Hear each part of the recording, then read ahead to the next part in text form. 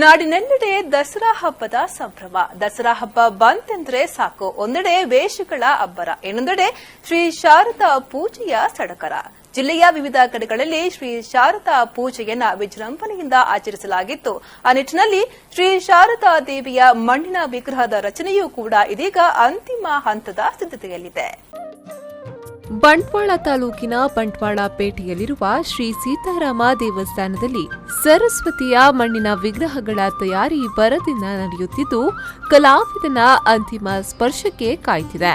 ಮಣ್ಣಿನ ಮೂರ್ತಿ ರಚನೆಕಾರ ಬಸ್ತಿ ಸದಾಶಿವ ಶೆಣೈ ಅವರಿಂದ ಶ್ರೀ ಶಾರದೆಯ ಸುಂದರ ಮೂರ್ತಿಗಳು ನಿರ್ಮಾಣಗೊಂಡಿದ್ದು, ಜೇಡಿ ಮಣ್ಣಿನ ವಿಗ್ರಹಗಳು ಬಣ್ಣದ ರೂಪ ಪಡೆಯುತ್ತಿದೆ. ಬಸ್ತಿ ಸದಾಶಿವ ಶೆಣೈರವರು ಕಳೆದ 25 ವರ್ಷಗಳಿಂದ ಮಣ್ಣಿನ ಮೂರ್ತಿ ರಚನೆಯಲ್ಲಿ ತೊಡಗಿಸಿಕೊಂಡಿದ್ದಾರೆ. ತನ್ನ ತಂದೆಯಿಂದ ಬಳುವಳಿಯಾಗಿ ಬಂದಂತಹ ಈ ವಿದ್ಯೆಯನ್ನ ಕರಗತ ಮಾಡಿಕೊಂಡಿರುವ ಅವರು ಮಣ್ಣಿನ ಮಾತ್ರವಲ್ಲದೆ ಕಲ್ಲಿನ ವಿಗ್ರಹಗಳ ರಚನೆಯಲ್ಲೂ ಪರಿಣಿತಿಯನ್ನ ಪಡೆದುಕೊಂಡಿದ್ದು, ಬೇಡಿಕೆಯ ಕಲಾವಿದರಾಗಿ ಗುರುತಿಸಿಕೊಂಡಿದ್ದಾರೆ.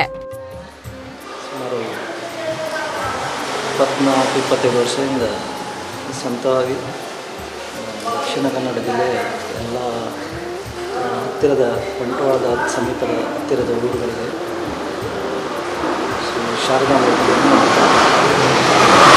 ಮಣ್ಣಿನಿಂದ ತಯಾರಿಸಿ ಈಗ ಮನೆ ಹಂತದಲ್ಲಿ ಪೇಂಟಿಂಗ್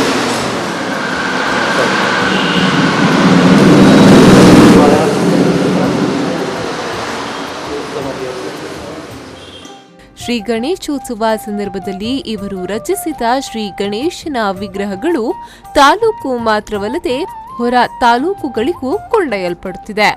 ಇದೀಗ 9 ಶ್ರೀ ಶಾರದೆಯ ವಿಗ್ರಹಗಳನ್ನು ರಚಿಸಿದ್ದು, ಮಾಣಿ, ಪುಂಜಲ್ಕಟ್ಟೆ, ರಾಯಿ, ಅರಳ ಮೊದಲಾದ ಕಡೆಗಳಿಗೆ ಇಲ್ಲಿಂದಲೇ ವಿಗ್ರಹಗಳು ರಚನೆಯಾಗುತ್ತಿದೆ.